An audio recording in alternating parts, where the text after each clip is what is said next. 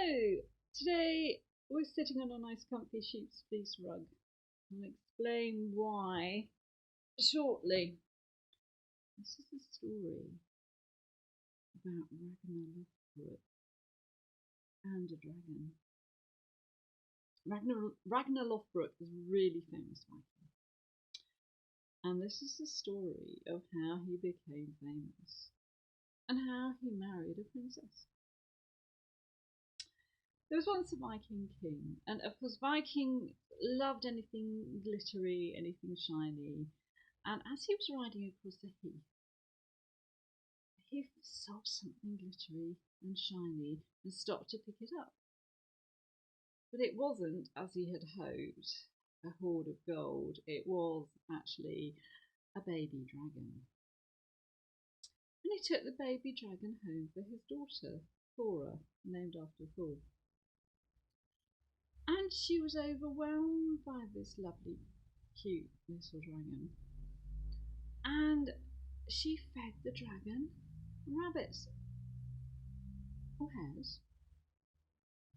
And then the dragon grew. And she fed the dragon sheep. And then the dragon grew. And she had to start feeding the dragon whole oxen. It was all getting a bit expensive by this time. And there came a day when the dragon started acquiring a taste for human flesh. And that was the time when the dragon flew off into the mountains. But the dragon would fly down and would just help himself, or possibly herself, to a nice plump sheep or two, or perhaps a human person.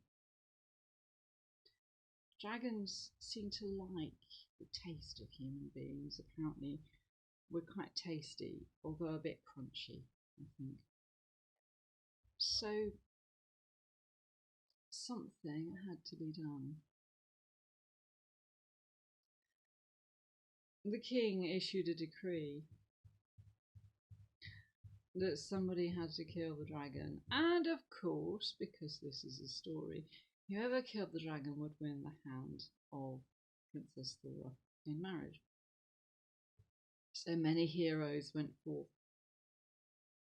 with shields, with swords, with spears, dressed in fine armour. None of them ever came back.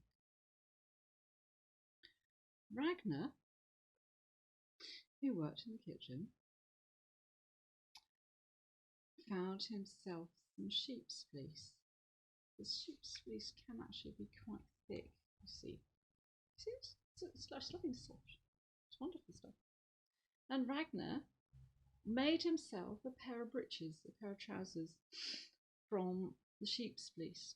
So, of course, it looked sort of a bit odd, because it hadn't been spun or anything. It was just the fleece.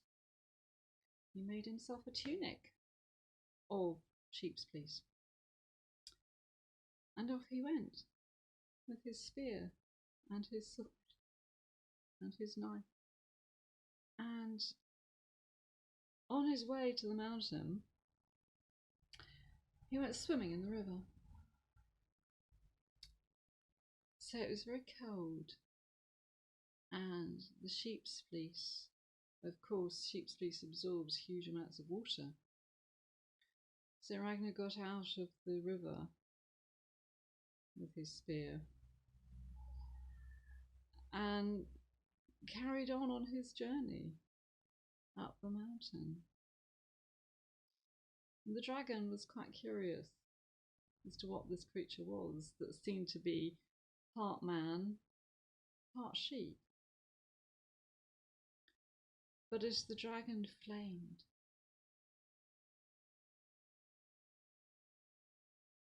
the flame from the dragon's breath didn't actually melt the ice. So, of course, by the time Ragnar had walked up the mountain, all the water on his hairy trousers had turned to ice, and all the water on his fleecy tunic had all turned to ice. And so Ragnar's armour of sheep's fleece and ice protected him far better than any of the other warriors' metal armour had done.